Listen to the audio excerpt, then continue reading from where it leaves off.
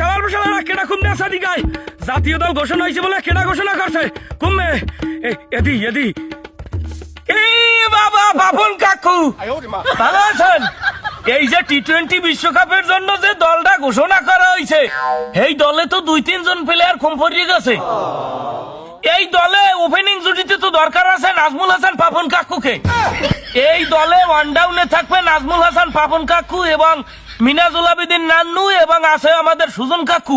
Allrounder হিসেবে সুজন কাকু আর সালাউদ্দিন কাকুকে নিতে পারেন না। আপনাকে এই যে জাতীয় দলটা ঘোষণা করছেন এটা তো বাঙালির পছন্দ হয় নাই। আমাগো দরকার জাতীয় দলে আমাগো নাজমুল হাসান পাপন কাকু থাকবে, মিনাজুল আবেদিন নান্নু থাকবে, সুজন কাকু থাকবে। বিসিবি থেকে মিনিমাম 4-5 জন প্লেয়ার ওখানে থাকা দরকার। আচ্ছা আমার একটা প্রশ্ন, আমাগো মেহেদী মিরাজ আর সাইফুদ্দিন কি জামাত ইসলাম করে না হেফাজত ইসলাম করে না বিএনপি করে? এরমের বাদ পড়ার তো এটা তো অলৌকিক ঘটনা।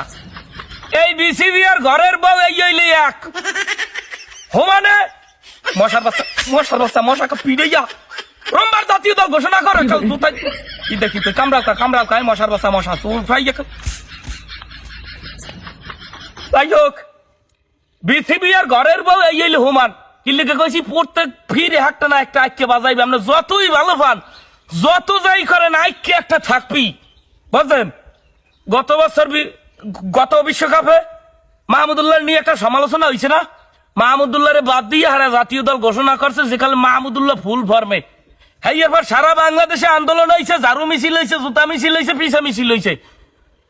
হ্যাঁ কয় কি কয় আমাকে টার্গেট এলি নেক্সট বিশ্বকাপ আইসে। এই বিশ্বকাপে এবার মেহেদী মিরাজ আর সাইফুদ্দিন নাই।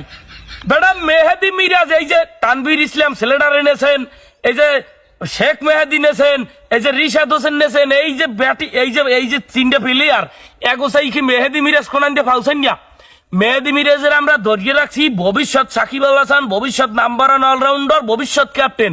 সেই ভবিষ্যৎ ক্যাপ্টেন জাতীয় দলে চান্স পায় নাই।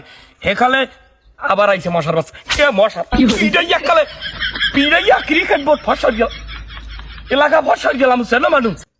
সেই জন্য সাইফুদ্দিন মেহেদী মিরাজ চান্স পায় নাই কেন? মেহেদী মিরাজ আর সাইফুদ্দিন কি জামাত ইসলাম করে না জামাত শিবির করে না হেফাজত ইসলাম করে? কোনটা হাত পা খামার খায় দাঁড়াইছে হাত পা খামার খায়? মেহেদী মিরাজ কেন বিশ্বকাপ দলে স্কোয়াডে থাকবে না? ও থাকবে বেস্ট 11 এবং নাম্বার 1 অলরাউন্ডারে। যে সমস্ত প্লেয়ার নিয়েছেন এগোসাইয়া শত গুণে মেহেদী মিরাজ ভালো খেলায় শত গুণে, সেখানে মেহেদী মিরাজ কেন থাকবে না? আমার কথার উত্তর চাই।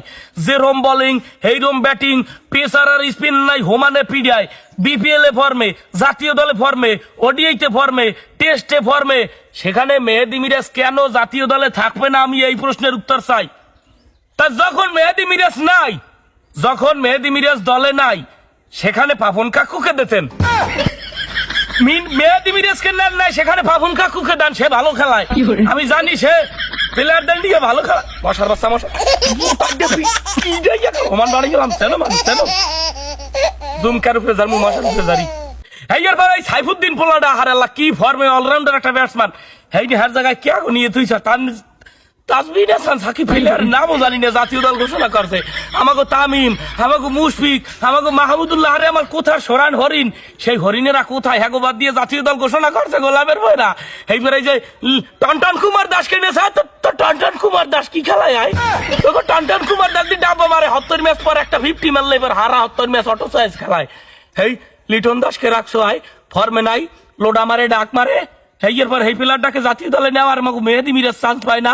ধরিয়া কালে মশার বাচ্চা মশারি তো খাদাই খুব হয়ে যায়। মশার বাচ্চা মশারি তো বয়কট বিসিবি, বয়কট জাতীয় দল, বয়কট বিশ্বকাপ। যে বিশ্বকাপ আমাগুলো সিনেমিনি খেলায় প্রত্যেক বছর একটা সার্কাস করা লাগবে। 1 বছর বাদ দাও মাহমুদুল্লাহকে, 1 বছর বাদ দাও মেহেদী মিরাজকে, জাতীয় দলের খেলাই দেখবো না।